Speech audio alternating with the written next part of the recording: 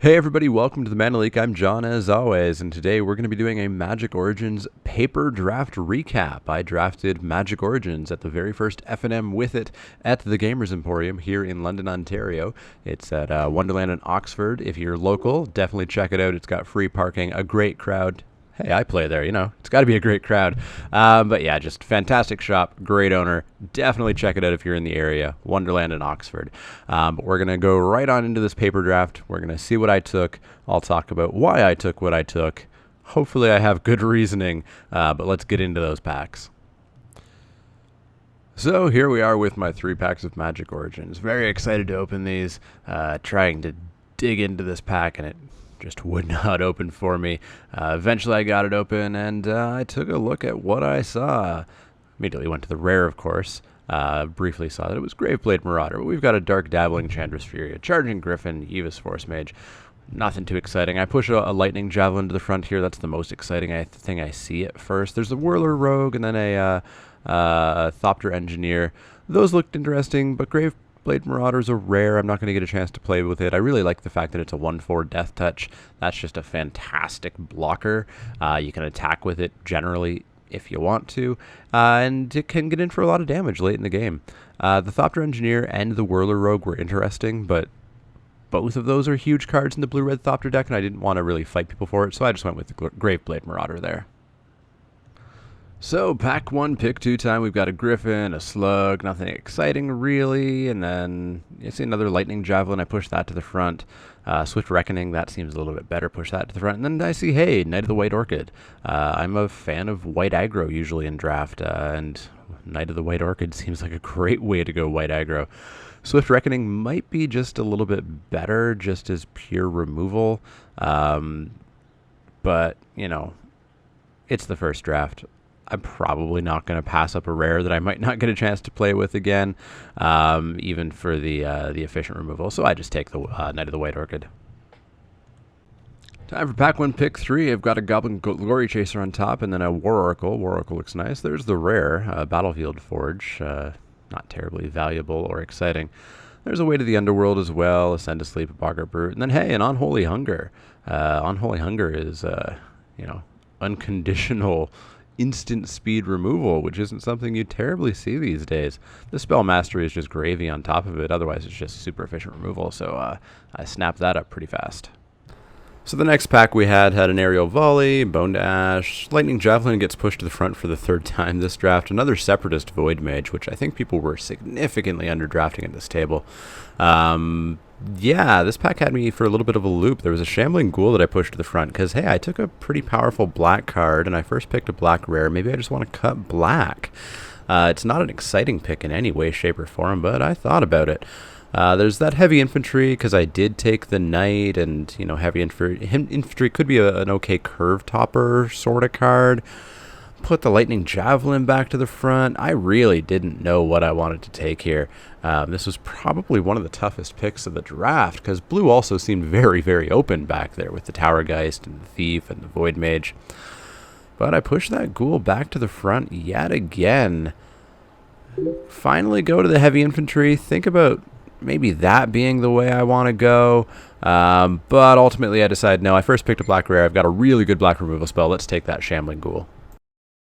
That puts us right on into the next pack. We've got an Ox, a Deadbridge Shaman on top. I push that to the front. It's just a really nice card. Leaf Gilder seems a little bit late here, but I'm in black, so let's take that Deadbridge Shaman. So next pick, I see a Despoiler of Souls on top, and hey, that's a splashy rare. I was kind of down on it in my set review. I'm still not terribly certain if it's a good card or not unlimited, but my other pick was kind of Read to the Bones, which is, a fine but unexciting card. So I just go for the Despoiler and see how it goes.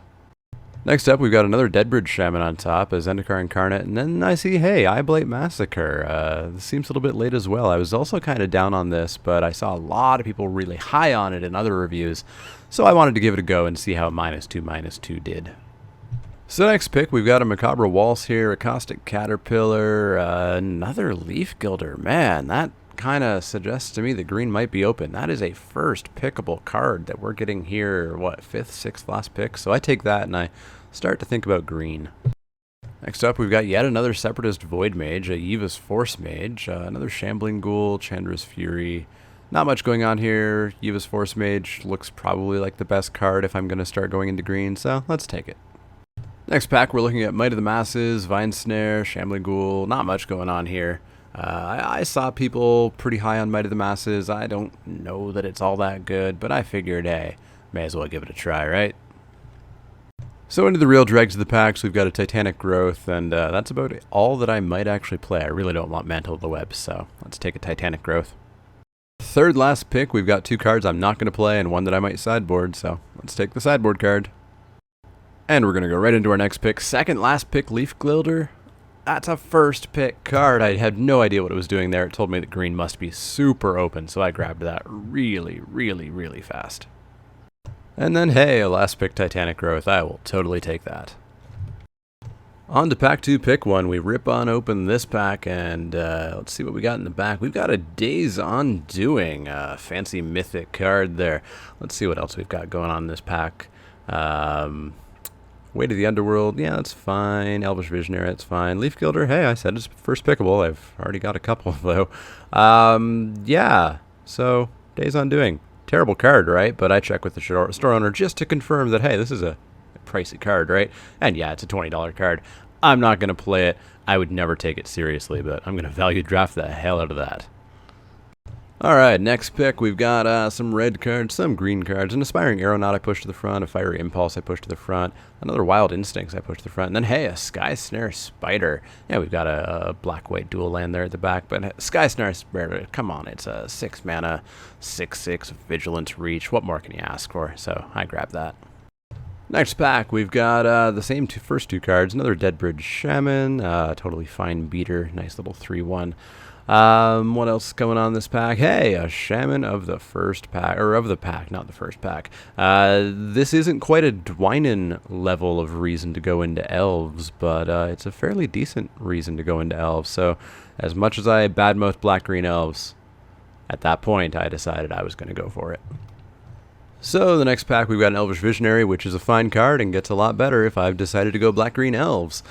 Consecrated in Blood, I take a careful, close look at that. +2/+2 flying is pretty darn good, but it is just an enchantment. I don't know about it yet. Let's go with the safe card, the Elvish Visionary. Alright, next pack, we've got an Animist's Awakening that I briefly reread to reassure myself that yes, it is just awful in Limited. Just terrible, terrible card. Straight up F from me. But continuing on, another Void Mage, not Undead Servant I think about, but then I see Zendikar's Royal. I was down on this in my set review as well, but I saw a lot more people up on it. And I wanted to give it a go. I still don't know about it. But I took it and I decided to give it a go.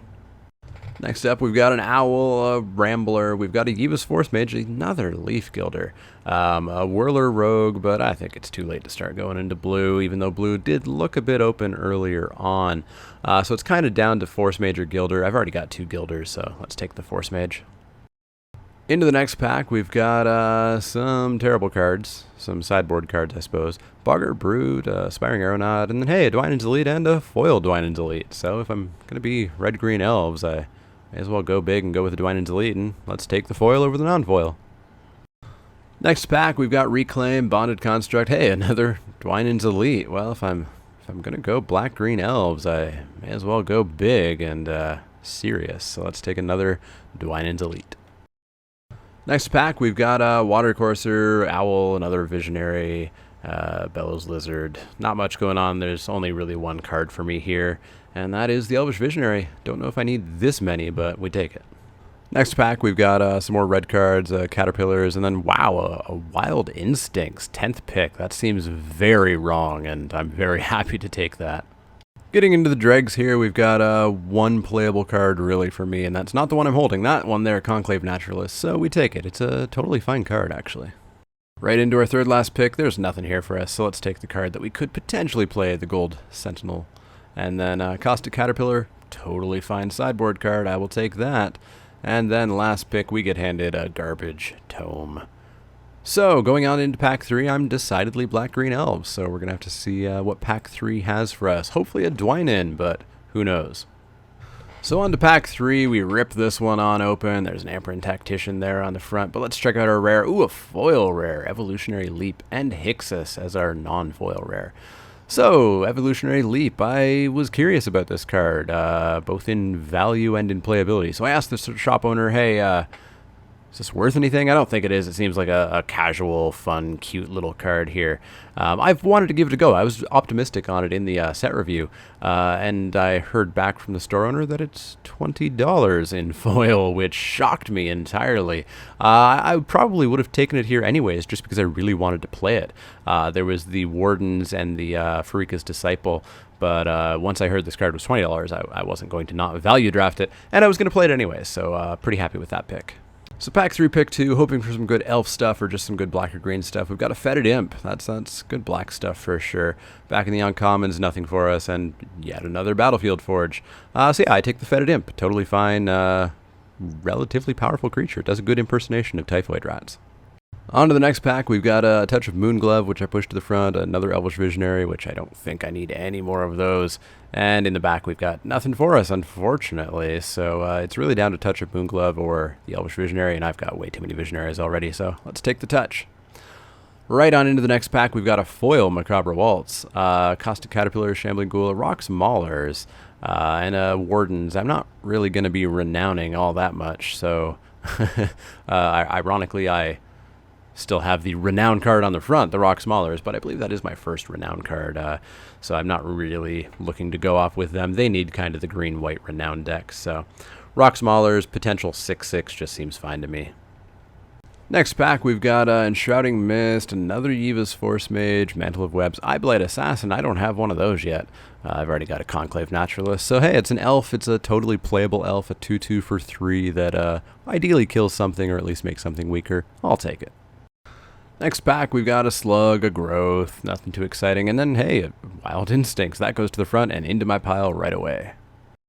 Next pack, we've got not much, Read the Bones, yeah, not much going on here. Timberpack Wolf, way too late for me to start collecting those, so I just take the Read the Bones, a fine card.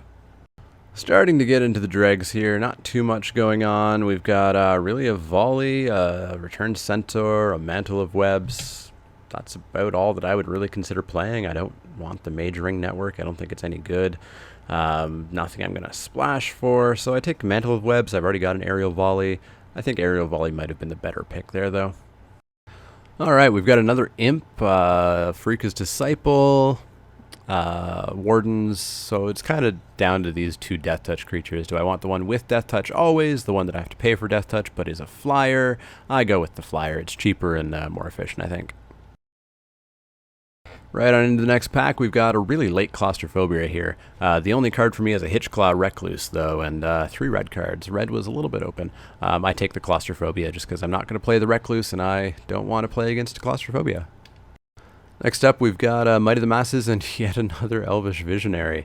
There's a Turn to Frog as well. I take the Might of the Masses. I wanted to try these. Maybe I should have just hated out the Turn to Frog there, but oh well.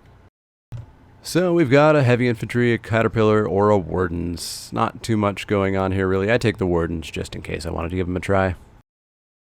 That's going to lead us into our second last pick. We take a Conclave Naturalists, and yeah, they're a fine card. And then, hey, a surprise promo Mizium Meddler for playing at the very first F&M for Magic Origins. Then, unfortunately, I was waiting for my last pick, and everybody started deck building. Something got messed up. I think at the start of this pack, somebody passed the wrong direction. Somebody took a card.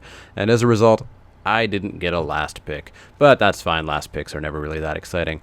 So yeah, I ended up in Black-Green Elves, despite my suggestion that I didn't really think it was going to be a good archetype. So we're going to take a look at the deck and a quick recap of how my matches went. So here's the deck that I ended up building. My 2-drop slot was pretty full, and I think 2-drops in this format are really, really, really good. I had both Fetid Imps, both Leaf Gilders, both Dwynen's Elite, Despoiler of Souls, and an Elvish Visionary. Over in the 3-drop slot, I had the Deadbridge Shaman, 2 Yiva's Force Mage, an Eyeblight Assassin, a Grave Blade Marauder, and a Shaman of the Pack. Down in the spell section, I had that $20 foil Evolutionary Leap. Over in the 4-drop slot, I had no 3-drop spells, but 4-drop spells we had double Wild Instincts plus the Eyeblight Massacre, an Unholy Hunger, and a Zendikar's Royal. It decent removal package. Let's check out my 4-drop creatures. There were none. There were none at all.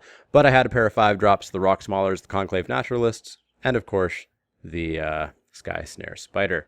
So it was an interesting deck. It's basically black-green elves. It's what I said I didn't really want to build, what I said I wasn't super excited to give a try. But I kind of ended up there. I think the Shaman of the first pack, combined with the Eyeblight Massacre, are really what drove me into that deck. I don't think I could have gone Dwynen's Elite, Leaf Gilder, Elvish Visionary, Yiva's Force Mage, and hoped to get those cards. I picked up that Eyeblight Massacre relatively quickly, and the Shaman of the first pack came pretty quickly in pack 2. Getting those allowed me to really go into elves. If I didn't have those, I don't think there's a deck here. Dwynen's Elite are not powerful enough on their own, but boy are they powerful with Shaman of the pack. I had multiple games where I would go Elvish Visionary into Dwynen's Elite, into, Yiva's Force Mage or Eyeblight Assassin, into a turn 4 or turn 5 Shaman of the pack for 6 life. 5 or 6 life loss instantly. And then, if I had any removal to back it up, usually a pretty decent swing. This ended up being a pretty darn aggressive deck. Unfortunately, Evolutionary Leap did not do much work. I rarely got it out, and the times that I did get it out, I was so far ahead that I never really had a reason to use it. I think Evolutionary Leap doesn't really go into an aggressive deck. I think you need that more in a controlling deck or more in a deck that is maybe going to go late game, and you're going to kind of want to dig for your bomb. Despoiler of Souls was miserable. I never really was happy to have that card out. It never really did anything. It never really attacked profitably. I never really wanted to waste time, bringing it back to my hand, or actually it comes back to the battlefield, but I didn't want to waste time bringing that back. I often just didn't have creatures in there. Really just unsatisfied with the Despoiler of Souls. Eyeblight Massacre, though, pretty darn good. Unholy Hunger, of course, fantastic. Graveblade Marauder did some work. As I kind of expected, he didn't really attack in all that often for much, but boy, did he hold the ground. He held the ground really, really, really well. Zendikar's Royal, I don't get it.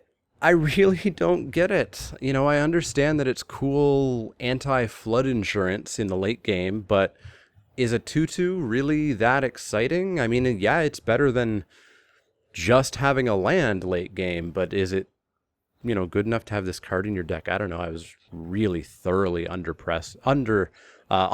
That's the word I'm looking for with Zendikar's Royal. So how did I do? Well, game 1, I was up against a relatively new drafter. In fact, it was his first time out drafting. But boy, did he draft a good blue-white Flyers deck with a very sizable amount of control that I was not remotely prepared for. A turn 1 Yoked Ox really just shuts my deck down entirely. I managed to get it out to 3 games, but I did end up losing to him and his Archangel of Tithes.